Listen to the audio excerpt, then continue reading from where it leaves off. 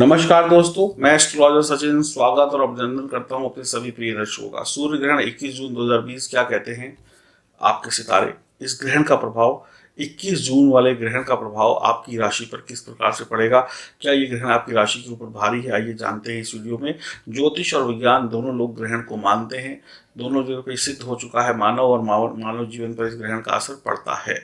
21 जून का ग्रहण भारत में दिखाई देगा और भारत के लोगों पर और भारत की अर्थव्यवस्था पर इसका अच्छा खासा असर पड़ने वाला है। यह ग्रहण प्राकृतिक आपदाओं को ला सकता है, भारतीय अर्थव्यवस्था पर बुरा असर डाल सकता है। पानी, तूफान, बारिश, भूकंप, हिंसा, मृत्यु दर का बढ़ना जैसी बीमारियों का बढ़ना, प्रकोपों का बढ़ना बढ़ा सकता है। भारत के जो पड़ोसी देश हैं उनसे छुटपुट घटनाएं हो सकती है, तनातनी हो सकती है, इस सब का माहौल भी बनेगा। छुटपुट घरेलू हिंसाएं बढ़ सकती हैं, सरकार विरोधी, देश विरोधी ताकतें अपना सर उठा सकती हैं। आपको अभी सावधान रहने की आवश्यकता होगी। सूर्य ग्रहण 21 जून को लगभग 10:20 पर सुबह प्रारंभ होगा और 1:49 पर मोक्ष काल होगा। ग्रहण की कुल अवधि होगी 3 घंटे 48 मिनट और सूतक जो है 20 जून की रात्रि 9:52 पर ही लग जाएगा। ग्रहण काल में सिर्फ रोगी, वृद्ध, गर्भवती महिलाएं और छोटे बच्चों को कुछ छूटें प्राप्त हैं। बाकी किसी जवान या स्वस्थ व्यक्ति को कोई छूट प्राप्त नहीं है। आपको कुछ खाना पीना नहीं है, सोना नहीं है, लड़ाई झगड़ा नहीं करना है, गलत चीज़ें ना देखनी है, ना किसी को बतानी है, ना बोलनी है और शारीरिक संबंध भी नहीं बनाने हैं। तो ग्रहण काल के दौरान जो गर्भवती महिलाएं हैं वो अपना चेकअप कराएं, अपना कुछ खाना है, दवाई खानी है तो ले सकते हैं, बुजुर्ग भी ले सकते हैं, फिर मैं कहूँगा स्वस्थ व्यक्ति नहीं ले सकता है। तो ये ग्रहण का जो असर होता है वो हमारे ऊपर कम से कम 13 दिन और उसके बाद 1 महीना और उसके बाद धीरे धीरे धीरे अगले 6 महीनों तक बिल्कुल धीरे धीरे समाप्त हो जाता है। यानी कि आप कह सकते हैं शुरुआत के 13 दिन थोड़े से ज़्यादा तकलीफ दे या अच्छे होते हैं, जैसा जिस राशि पर असर होगा। फिर उसके बाद 13 दिन के बाद फिर जो बाकी बचे दिन हैं 1 महीने के, उसमें इसका असर धीरे धीरे समाप्त हो जाता है। 1 महीने के बाद लगभग ये ग्रहण जो है इसका जो अच्छा या बुरा असर दोनों समाप्त हो जाते हैं। इस बात को भी विशेष ध्यान रखिएगा। आपकी जन्म कुंडली में ग्रहों की स्थिति क्या है उसके अनुसार भी आपको फल मिलेगा और गोचर में स्थिति क्या है उसके अनुसार भी आपको फल मिलेगा। ग्रहण शुरू होने से पहले नहा लें। ग्रहण शुरू होने से पहले नहाना बहुत जरूरी है और ग्रहण जब समाप्त हो जाए तो उसके बाद भी स्नान करना बहुत जरूरी है। और ग्रहण जब समाप्त हो जाए तो घर में धूप दीप जलाएं, मंदिर को साफ करें, प्रार्थना करें ईश्वर से। और ग्रहण काल में किसी चीज को छूना नहीं, कुछ नहीं करना, बस अपने मंत्रों का या जो भी सिद्धि करते हैं उसका उच्चारण विधिवत तरीके से करना है। तो अब जल्दी से अब जान लेते हैं कि ये ग्रहण आपकी राशि पर क्या प्रभाव देने वाला है, ताकि आप अपनी राशि का हाल जानकर अतिशीघ्र वैसी ही तैयारियां कर लें। ये ग्रहण आषाढ़ कृष्ण पक्ष की अमावस्या के दिन खंडग्रास के रूप में दिखाई देगा। अब जानते हैं आपकी राशि वृश्चिक पर इसका क्या प्रभाव पड़ने वाला है। यह ग्रहण भारत, दक्षिण पूर्व यूरोप और एशिया में दिखेगा। वृश्चिक राशि वाले जातक जातिकाओं के लिए यह ग्रहण अष्टम भाव में होगा। इस ग्रहण की खास बात एक और भी है कि यह ग्रहण रविवार को पड़ रहा है, इसीलिए इसे चूड़ामणि ग्रहण भी कहते हैं। और 6 बड़े ग्रह वक्री भी हैं और 6 बड़े ग्रह वक्री के बीच में यह ग्रहण पड़ना प्रभावशाली बन जाता है। बुध, शुक्र, शनि, गुरु, राहु, केतु का वक्री होना आपकी राशि पर क्या प्रभाव डालेगा, आइए जानते हैं। आपकी लापरवाही से, वृश्चिक राशि वालों की बात हो रही है, आपकी लापरवाही से आपका बड़ा नुकसान हो सकता है, आपको बड़ा भुगतान भुगतना पड़ सकता है। अपनी तेज जुबान, बेलगाम गाड़ी की रफ्तार को कंट्रोल करें, नहीं तो जान और दुश्मनी दोनों पर बन पड़ सकती है। जुबान से निकले वाला एक गलत शब्द दुश्मनी को पैदा करेगा, शत्रुओं को पैदा करेगा, मारपीट, लड़ाई झगड़ा बढ़ा देगा। वाहन या जुबान की लापरवाही से आपकी जान पर बन आ सकती है। आपके लिए यह ग्रहण शुभ नहीं है। अगले 1 महीने तक आप अपनी सेहत का विशेष ध्यान रखें। मानसिक तनाव, नई पुरानी बीमारियों में बढ़ोतरी हो सकती है। कुछ नई बीमारियां निकल कर सामने आ सकती हैं जिनका पता ही ना हो। आपकी नौकरी व्यवसाय में तकलीफ हो सकती है, रिश्तों में गर्माहट हो सकती है। नए बदलाव बिल्कुल भी ना करें, जैसे चल रहा है वैसे चलते रहें। जिंदगी में छेड़छाड़ अभी करने का वक्त नहीं है।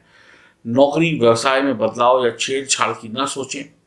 लेन देन से बचें। किसी का पैसा देना है तो हाथ जोड़ कर दीजिए, किसी से लेना है तो हाथ जोड़ कर मांगिए। गर्मजोशी से काम नहीं चलेगा। धन का निवेश रुक कर करें। डरे नहीं लेकिन सावधान जरूर रहें। अपनी पूरी तरीके से सतर्कता बरतनी होगी। आपको अनेक नई नई पारिवारिक परेशानियां जो हैं आती जाएंगी जिसका आपको सामना करना पड़ेगा। पारिवारिक परेशानी, काम की परेशानी, सेहत की परेशानी, इसकी परेशानी, उसकी परेशानी, यानी आप एक अकेली जान और परेशानियां चारों तरफ से आपके ऊपर गिर रही हैं, जिससे आपको और ज़्यादा तकलीफ होगी और ज़्यादा तनाव में आएंगे। आप कह सकते हैं मृत्यु तुल्य कष्ट आपको हो सकता है। मृत्यु तुल्य का मतलब मृत्यु से नहीं है, यानी कि खूब ज़्यादा कष्ट आपको हो सकता है, इतना मान लीजिए। एक के बाद एक परेशानियां आती जाएंगी, निपटाएंगे, एक को दूसरी आ गई, एक को निपटाया दूसरी आ गई, सुख चैन आपका गायब हो जाएगा।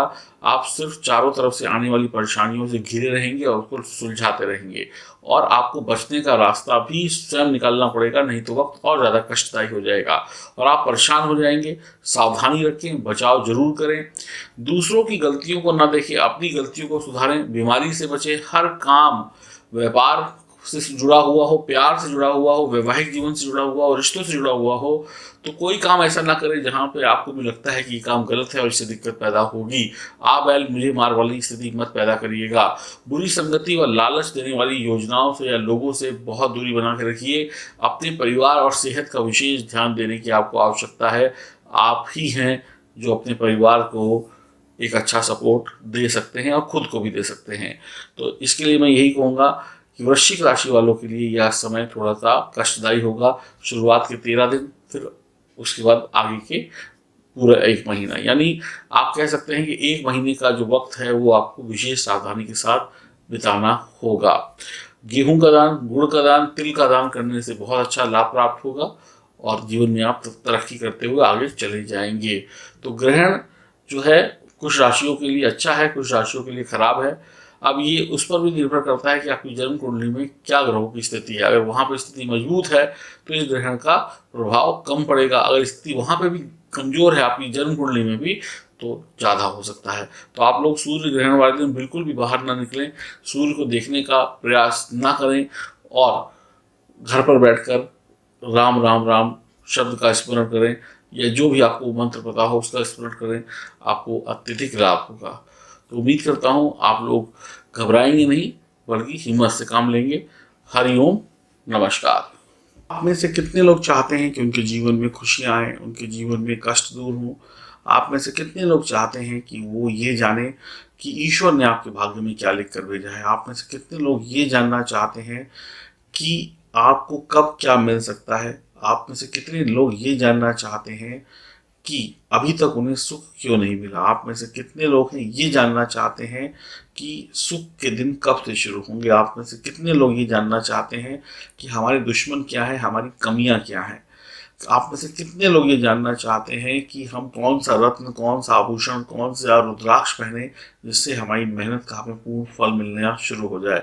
आप में से कितने लोग ये जानना चाहते हैं कि क्या वो अपने परिवार के लिए, अपने देश के लिए कुछ कर पाएंगे?